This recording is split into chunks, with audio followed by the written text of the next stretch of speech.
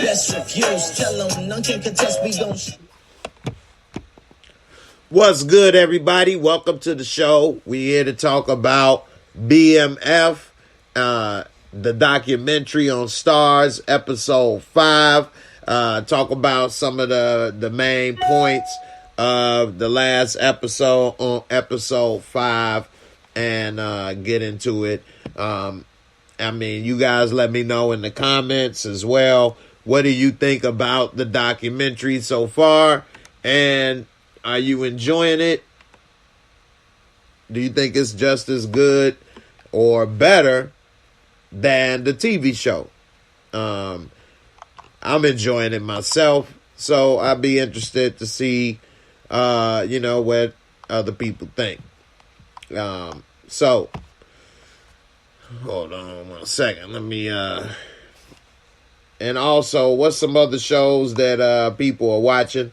One of the other shows that I've been watching on HBO is The White Lotus.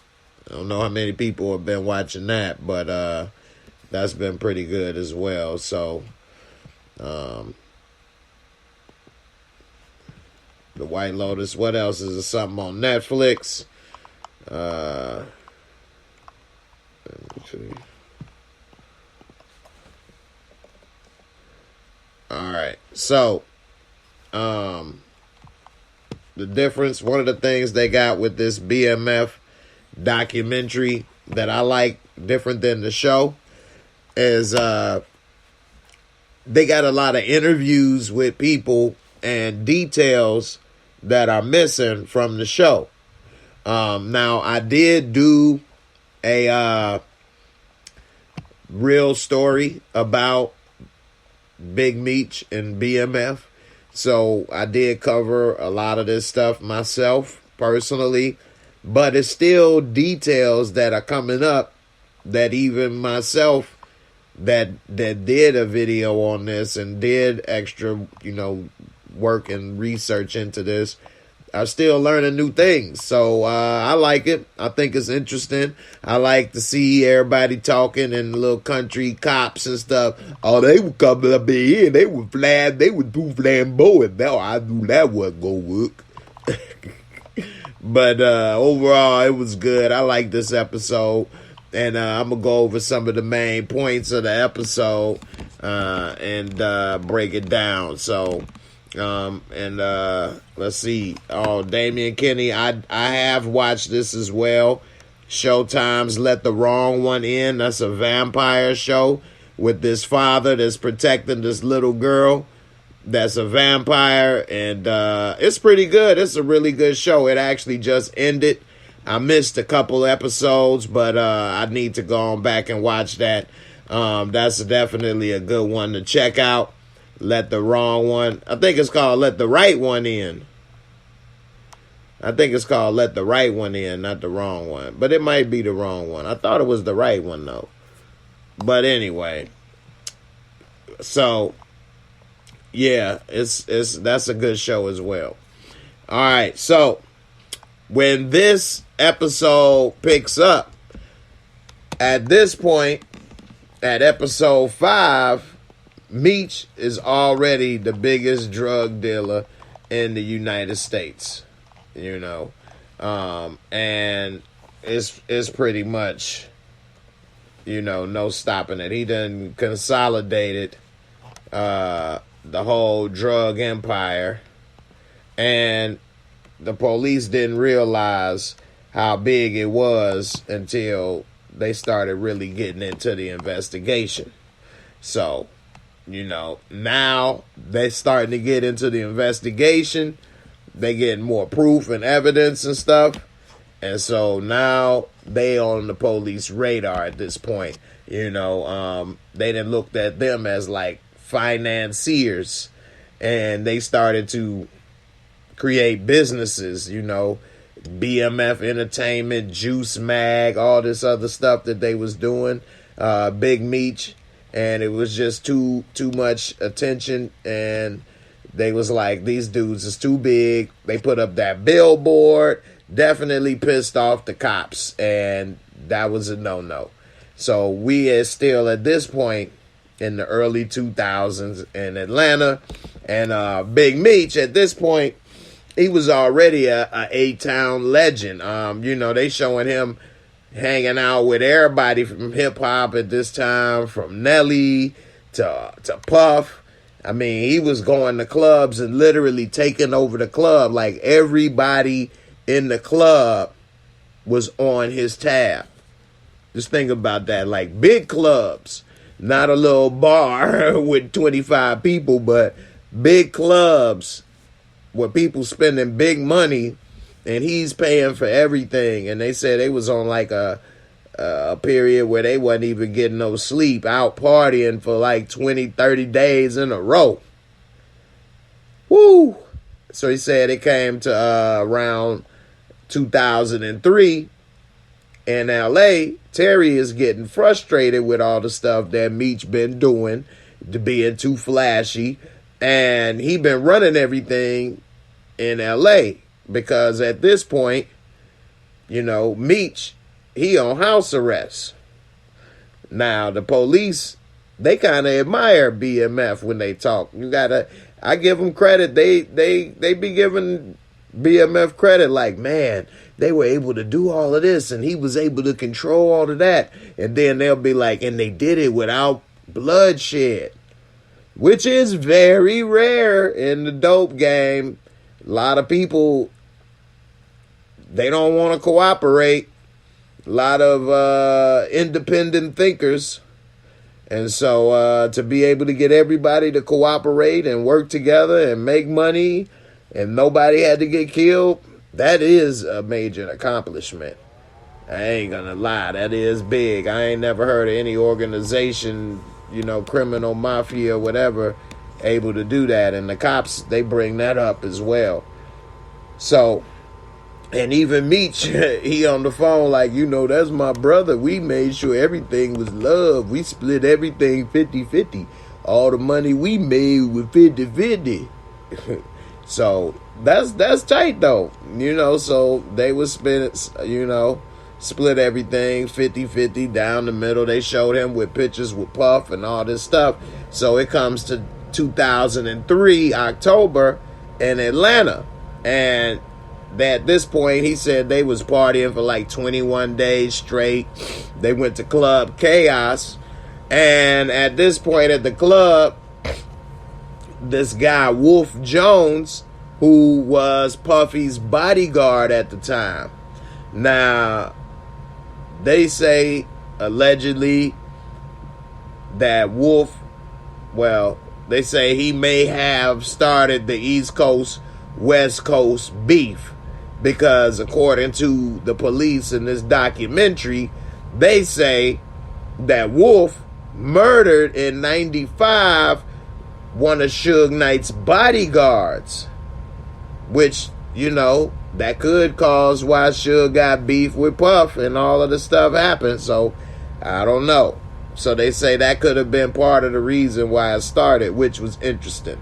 And they said that Wolf knew Meech because Meech knew Puff, and that was Puff bodyguard, and they would always be around. So they knew each other, and Wolf saw his ex at the club with Meech partying.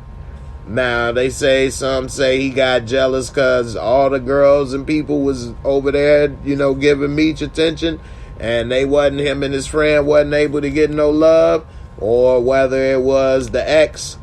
But whatever the case, according to the story, he came over there upset, and he mushed her in the head. And Meech was like, nah, that ain't gonna ride. You can't be disrespecting her like that with us. They end up getting Wolf thrown out the club. Meech was saying he didn't like the vibe and all of those things, so decided to leave the club and all the crew. And according to the documentary, Wolf and his friend was there, and for whatever reason, gunshots started to ring out between Wolf and Meech crew. And in the end, 2 men were dead. And it was in Buckhead. Now, Meech and everybody didn't realize back at the house after they got away that Meech was shot. They say he was laughing, this, that, and the other, but he was talking about how his ass was burning. His ass was on fire. And so then they found out he got shot in the butt. And he eventually went to the hospital. Now, you know, that's when they found out that Wolf and his friend were dead. Now, of course, you know, when you're in the hospital with a gunshot wound, the hospital's going to report it to police. And then that's when they found out about Meech and what happened. And then the police came and arrested him.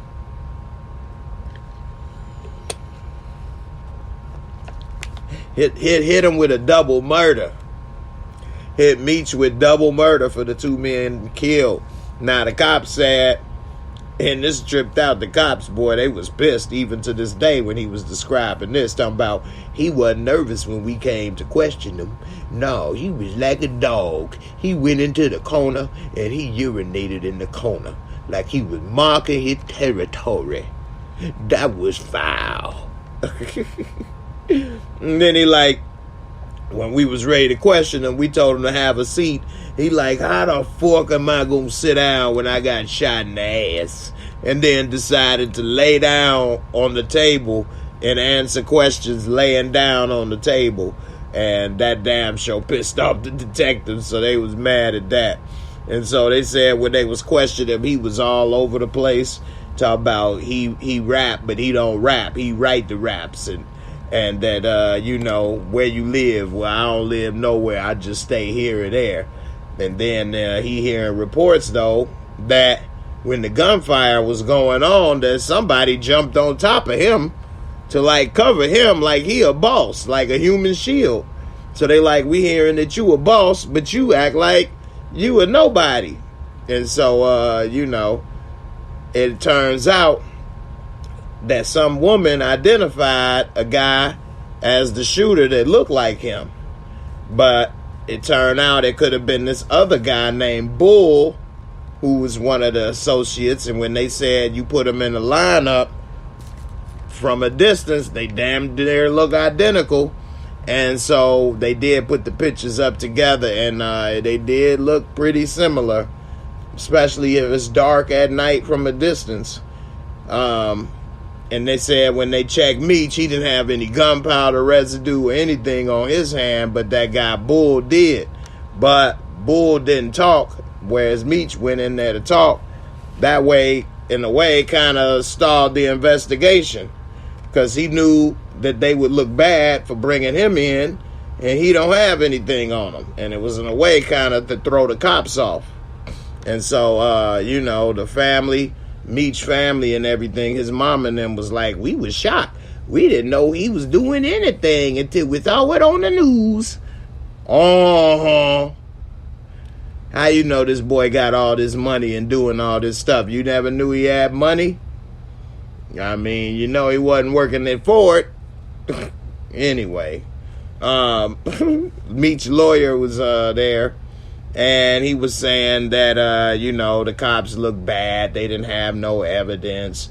All they witnesses fell apart. Meech was, you know, innocent. Even the local media was laughing at him because their case was so bad. And so, I mean, that's Meech's lawyer. What else he supposed to say? But they didn't get him on no double murder.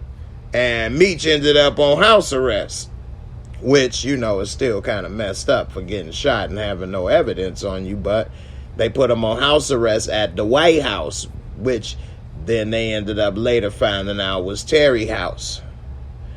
So it ended up all these dominoes starting to fall, started to add up. You know, now Terry, he said they was going out too much and was complaining to a lot of people. And so he been on the phone upset at Meech, and Meech attracting too much attention and complaining about the business. But in actuality, him doing that is what actually nailed them. So, I mean, that's like the chicken or the egg. If Meech didn't go out and party, Would Terry have said that? Should Terry have said that no matter what? So, anyway, he was worried they was putting too much of a big target on their back, which is true, and that is what happened. He said that the cops ended up getting a search warrant for the gun that was missing because although they didn't have, any residue or really any evidence, they know whoever killed those people, the gun was still at large, so they got a search warrant to search the White House for the gun. And when they was doing that, that's when they found a lot of handwritten notes and ledgers and notebooks with details about their business, the drug business. And at first, like Meech used to say when they was complaining about him going out, he would tell Terry and them like, hey, balling ain't a crime. But now it's evidence that those funds are from illegal activities. It's not a crime to ball, but if you balling on illegal money, then that's the crime. The money is the crime. And so they eventually found out on records that White House was Terry's house. It was like Terry's house whenever he come to Atlanta. But they even said they still didn't have enough evidence to convict him of a conspiracy of a criminal organization. In order to prove conspiracy is very difficult because, of course, people covering their tracks, especially when you with a really smart organization. And that is one thing the cops, they said a lot. They were so clever. They were so smart. They were very good. They were this and that. They were smart. So if you're doing all the right things and doing it smart, you're going to cover your tracks and do things, so it's not so obvious. So when you're doing all of those things, of course, they didn't go into every detail of what they did. And I don't know all the details of what they did. But hiring the right people and putting different people in place to put in between you different levels of whatever, that makes it more difficult for police and other people to put together and say, hey, you got this from that. So it's not easy. And so, but they continue to follow the money. And that's one thing. That's why they don't like cash. But it's only some transactions that you can do with cash. Once you start getting into bigger transactions, it's harder to do it with cash. And so they started following the money and things. And that's when they started what they call Operation Motor City Mafia. Because they from Detroit, the Motor City. We're going to take down the Motor City Mafia. And at first, they kind of thought it was a little corny or whatever. But then when they started really going into it, it's like, these guys really are the mafia. That's what he said when he was like, yeah, we started seeing that they were in all type of cities and organization markets or whatever the case. So they like, damn, they really is the mafia. So it came down to spring 2004 that the DEA, they now had, approval for a wiretap. Now, this is something that I had learned in the show that I didn't know before. But the DEA, they didn't know what they was doing. It took this one Atlanta black cop to show him what he was doing. The DEA was like, there was worker that was like, man, we never did this before. We didn't even know what we was doing. We didn't know how to do it. But the Atlanta cop knew what to do. But what was tripped out is he said that while they would be listening to them, they would hear that their favorite show was The Wire.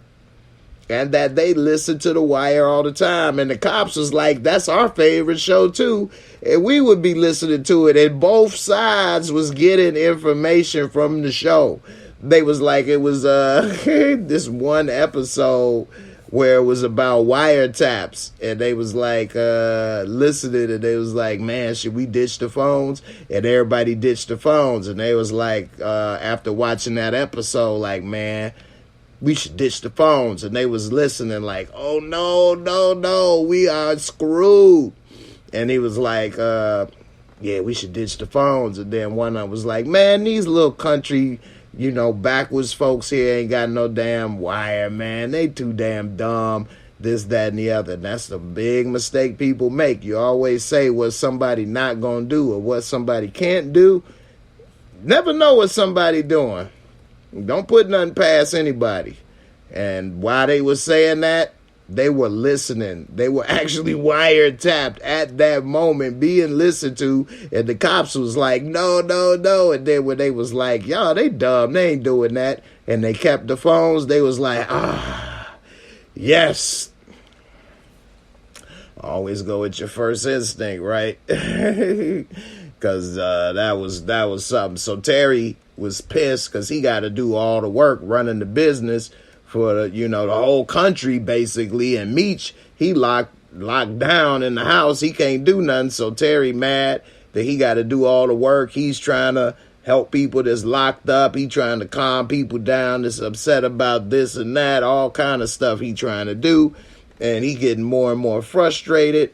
And, so they start having the beef between each other, and one of the things that Meech said is like, Terry, he got some type of complex. This is what Meech say on the phone, because they, of course, got him talking on the prison conversations. And he said Terry got a complex or something, like he want to be the older brother, but that's something he could never be.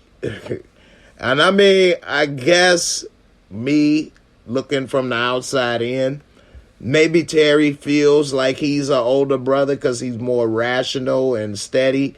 And with Meech being a little more flamboyant, he probably feels like the older brother telling the young brother to calm down all the time. So maybe he thinks that way, and maybe they feel that way. I don't know.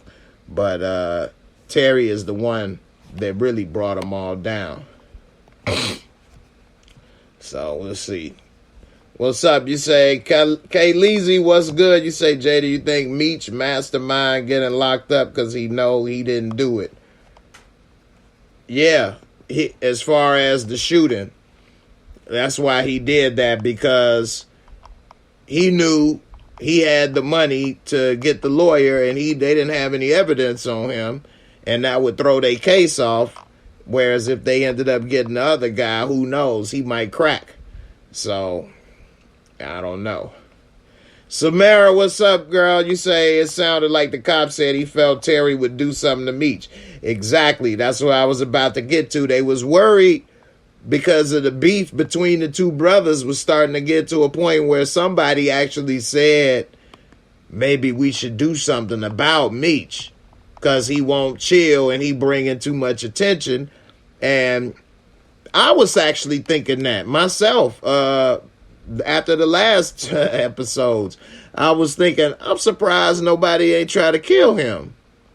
And sure enough, it said that. Now, that's something else that I didn't hear when I was doing my other video and looking up that info, that they almost came to going to war and almost killing one another. And there was, thoughts of putting some hands on them. So, that was definitely something I didn't know before.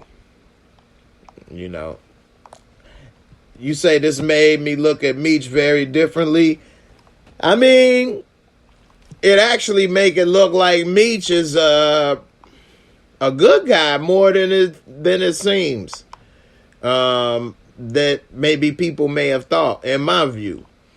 All he wanted to do was spread love, money, party, all of that stuff, but it doesn't seem that he was trying to be vicious he consolidated all these people without killing or shooting or anything, which is hard in the dope game. Whereas Terry, they really haven't covered Terry that well so far. And we in episode 5, they just now really talking about Terry. So, they haven't really covered him much. I guess that's how you're supposed to be, though, as the dope man. Don't nobody really know much about you.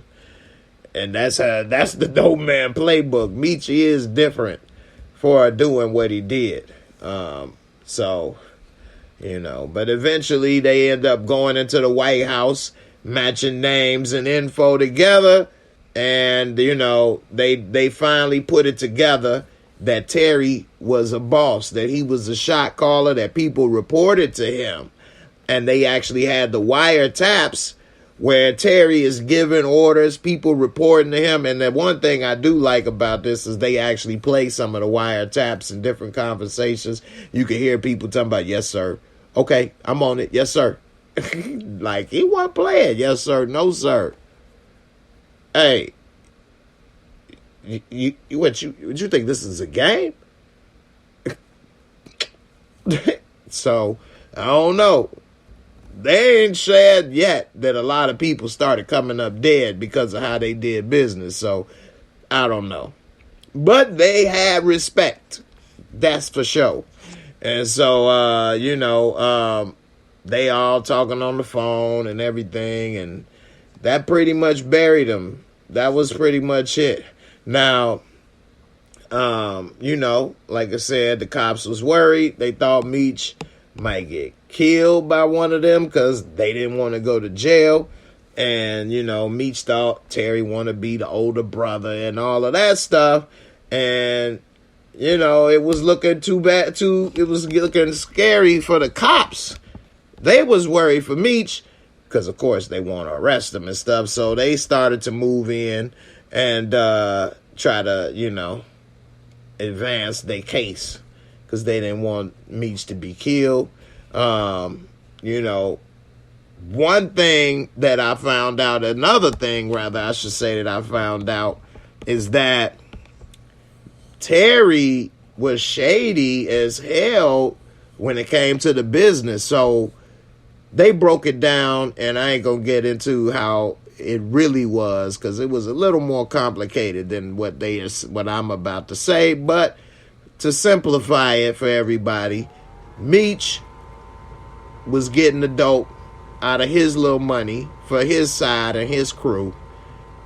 Now he's in house arrest, so he got his right hand man J-Bo doing everything that he would do for as far as making moves.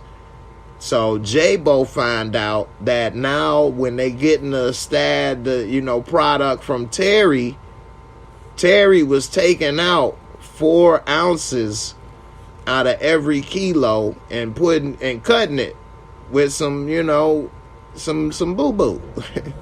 So, but he was selling it to them at the same price. So now he cutting their stuff, basically stealing money from them. And so they found out, which in the dope game, when you doing stuff like that, can get you killed real fast. And so now he's basically selling them some cut product to his own brother, taking the money, and that was real bad. So Meech was mad, and he told, you know, that Terry was foul and basically forked Terry. We ain't about to do that. We ain't gonna work with them no more, which then started a whole nother problem. It come to January of 04,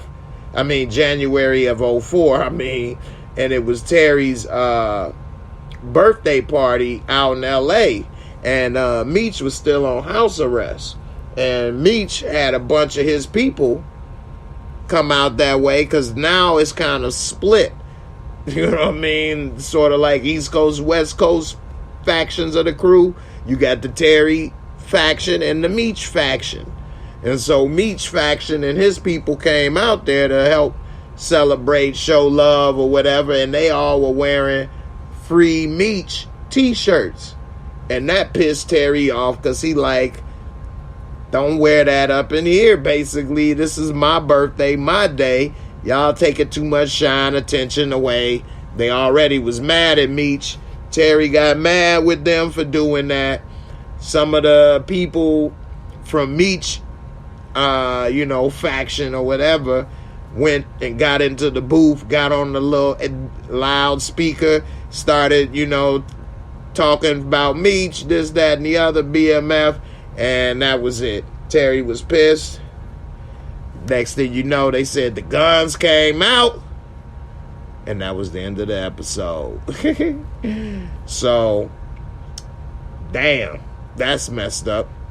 But from what we know, of course, Terry didn't get shot right there, and nobody, I don't think, was killed. But I don't know how that story exactly ends. That's another story that I wasn't familiar with. And that's the good thing and the beauty of this documentary, is you hear a lot of these little type of stories and situations and scenarios that, you know, is not the average thing you would hear. And so with that being said, if you like this story of what happened with BMF and those guys, then it's interesting. They had a couple of females in there throwing in their little 2 cents about partying and what they did and how fun they had and different stuff. And I mean, it's just interesting. I like it. Now I'm gonna go ahead and give it a MOEDOT and break down what I think about this episode.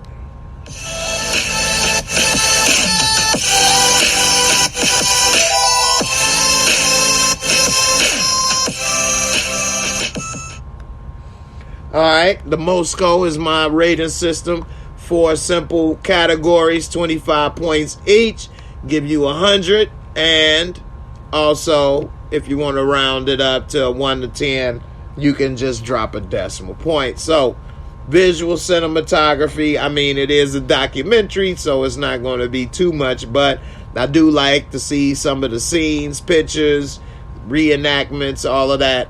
So with that being said, for a documentary, I would give this a 20.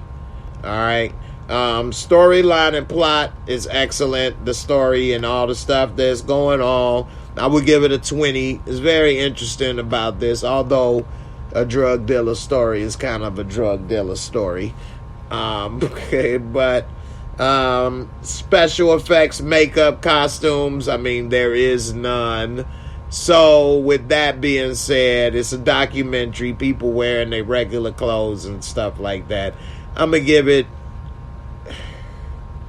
I really need to give it a 0, because there is no costumes and special effects and makeup. But I will give it a 10, because I mean, people are, you know, wearing clothes. And entertainment, fun factor, I mean, it's entertaining, it's fun to watch and go down memory lane. But overall, I would give it a 20 on that category, which would give it a total MOEDOT of 70. All right, that's for a documentary, which doesn't really rate well on the MOEDOT, because it's 2 categories that really don't come up on it. So with that being said, I would give this episode on feel, I would give it between a 7.5 and an 8. So it's close with a 70, which is a 7. But I like it. Again, my only problem with the show is it's 30 minutes. They stretched it out to make 8 episodes when it could have been pretty much in 4 episodes complete.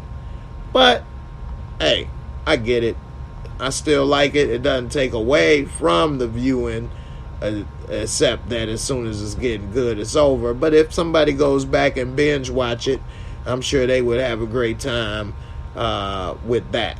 So with that being said, I like it. All right, let me get to a couple more things. And also, let me know in the comments, whether you live or on the replay, what are you watching now? Let me know. Who knows? You may be seeing a review for it coming soon. K. Lees, you said I didn't like that move, but Terry was fed the fork up. That's true. That is true. Dame Kenny said, making money and spread love by exploiting folks' addiction. That is true. I mean, one, it's a couple reasons why that wasn't a life for me when I was younger. Dabble for a millisecond. But one of the things I didn't like is to come up off of somebody else going down. That just made me feel some kind of way. I never did enough to make a difference. Like I say, a hot millisecond. But that was one of the things I didn't like, as well as the violence and the police and all the other the long list of problems. When people always say selling drugs is the easy way out, they do not know what they're talking about. That's like damn near the hardest job in America. So those that make it look good and are successful, they could have been Fortune 500 CEOs. Dame Kenny say Jeezy did an interview saying Meech rented a jet to fly friends and fam on vacay. They couldn't leave the airstrip because Meech wanted to fly the plane. Damn.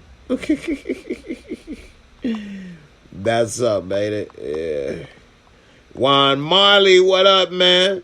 You say Meechie came on the closed circuit TV from house arrest. That's what's up. Let the right one in on Showtime. That's what's up. Say you watching this? Oh, man. I'm honored. I'm honored. Binge watching Let the Right One In? Okay. I think I'm going to go ahead and do a review for Let the Right One In. What y'all think? Because that is a good show. And also, I'm looking forward to The Last of Us on HBO. How many of you guys are looking forward to The Last of Us on HBO? If you're not familiar, it is based off of a PlayStation video game, sort of like Zombie Apocalypse, but it's with a man and his daughter. That's just a summary for those that's not familiar. It's a lot more details than that, but pretty much that's it. It's a good game. Well, I'll take that back. It's a damn good game. It was an excellent game, and I liked it a lot. I'm wondering how it's going to translate as a show. It does have some good actors. It has the girl that played in Logan, and I believe that was her.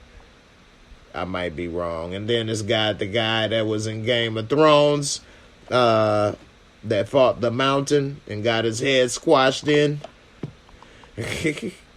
Anyway, look pretty good. It's going to come out in January. It's coming out in January, I think. So that's going to be fire. Gangs of London. I'm not familiar with that. I'm going to have to look into that. Gangs of London. Okay. All right. Well, I appreciate it, everybody. Make sure that you let me know in the comments if you are watching something and you want me to check it out. Who knows? It may be a review coming soon. I appreciate everybody for watching. I'll catch y'all on the next one. Deuces.